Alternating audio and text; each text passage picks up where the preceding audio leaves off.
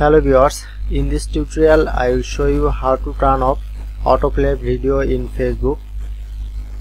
Now I am showing an easy method, so follow my process.